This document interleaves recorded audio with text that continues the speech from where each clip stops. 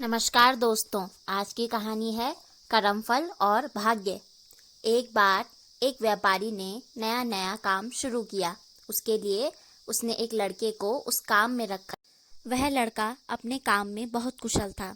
व्यापारी ने सोचा कि लड़का इतनी मेहनत करता है, क्यों ना कमाई का 10वां हिस्सा इस लड़के को दे दिया करूं। इससे 10 बंद का पुण्य भी मिल जाएगा। वह लड़का पूरी ईमानदारी से काम करता था और व्यापारी ने रहने के लिए उसे अपना पुराना मकान दे दिया था। कुछ ही सालों में उसका व्यापार बहुत ज़्यादा तरक्की कर गया। एक बार किसी कंपनी से अच्छी डील हो गई और मुनाफा करोड़ों में हो गया। अब व्यापारी का व्यापार बढ़िया चल रहा था। जब मुनाफा करोड़ों में होना शुरू हुआ तो उसे 10वां हिस्सा जो लाखों में बनता था देना मुश्किल लगता था। अब व्यापारी की नीयत बदल गई। उसे लगा मेरा व्यापार अच्छा चल रहा है, अब इस लड़के के बिना भी मेरा व्यापार तरक्की कर लेगा। उस लड़के को रास्ते से हटाने के लिए व्यापारी ने उसके खाने में कुछ मिला दिया, जिससे उसकी तबीयत बिगड़ गई। व्यापारी बहाने से उसे अस्पताल में ले गया। वहां उसने डॉक्टर के साथ मिलकर उसे जहर का इंजेक्शन लगवा दिया और लड़का मर गया। उस लड़के के आगे पीछे कोई भी पूछने वाला नहीं था। व्यापारी ने अपनी पत्नी को बोल दिया कि तबीयत ज्यादा बिगड़ने के कारण उस लड़के की मौत हो गई है। लड़के की मौत के 1 साल बाद उसके घर बेटा पैदा हुआ। व्यापारी के घर में बहुत खुशी मनाई गई। धीरे धीरे लड़का बड़ा होने लगा। 21 साल का होते ही उसकी शादी कर दी गई। शादी के अगले दिन ही लड़का बीमार हो गया। उसे ऐसा रोग लगा कि डॉक्टरों को भी समझ में नहीं आता था कि उसकी बीमारी क्या है। उसका सारा पैसा धीरे धीरे खत्म होने लगा। लड़के की पत्नी को दिन रात ताने सुनने पड़ते थे कि इसके आने से ही लड़का बीमार हुआ, इसकी किस्मत अच्छी नहीं है, यह मनूस है।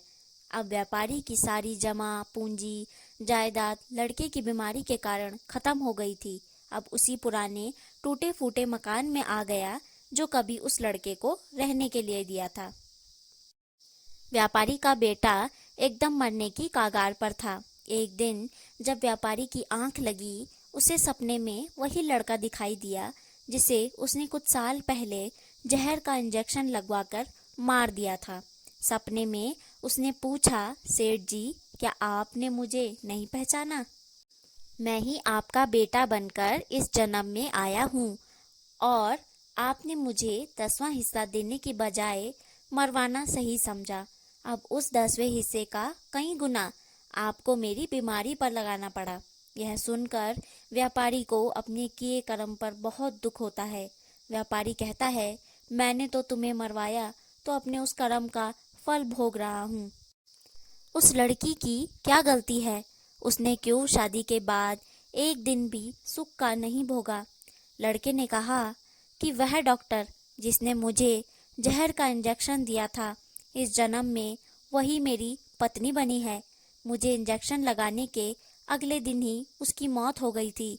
एक डॉक्टर का कर्म होता है अपनी दवाई से किसी की जान बचाना, ना कि उसकी जान लेना। वह भी अपने पिछले जन्म के कर्मों का ही फल भोग रही है। जब व्यापारी जानता था कि उस लड़के को इंजेक्शन लगाने के अगले दिन ही डॉक्टर एक दुर्घटना में मर गया था, जिस दिन व्यापारी को सपना आया उसी दिन उस लड़के की मौत हो गई। सच ही कहते हैं, कर्म फल भोगना ही पड़ता है। व्यापारी को उसी जन्म में भोगना पड़ा। उसका बेटा मर गया और उसकी जमीन जायदाद सब खत्म हो गई। डॉक्टर को अगले जन्म में उसकी पत्नी बनकर भोगना पड़ा। तो दोस्तों, कैसी लगी आपको हमारी यह छोटी सी कहानी?